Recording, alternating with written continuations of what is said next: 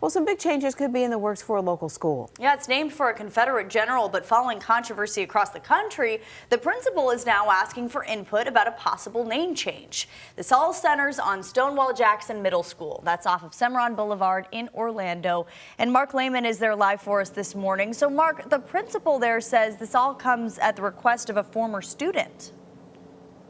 Yeah, she says alumni asked for possible name changes, and that is why she is now asking for opinions on that from the community. Now, this all comes during a nationwide debate that's also played out here in Orange County. In the survey posted on the school's homepage, the principal is asking for the community's input when it comes to changing the name of Stonewall Jackson Middle School. As a general in the Civil War, Jackson went down in history as a war hero for the Confederacy, but more than 150 years later, there are those who say the name stands as a symbol to racism and white supremacy. Just 1 year ago, a similar debate played out at another local school. I cannot, in good conscience, send my African-American child to a school named after a Confederate general. Last February, the Orange County School Board voted to change the name of Robert E. Lee Middle School to College Park Middle.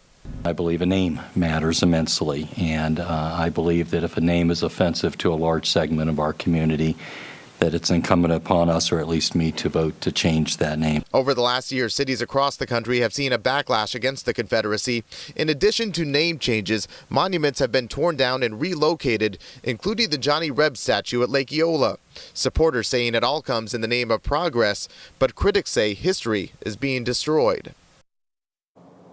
Now, one of the options on the principal survey is if the school should simply drop the name Stonewall from their name and just be called Jackson Middle School, or if they should do a complete name change altogether. This morning, we will be asking parents about their opinions on this, and we'll also be talking with the principal and seeing what her next step is after this survey is complete. Bridget? All right, thank you, Mark.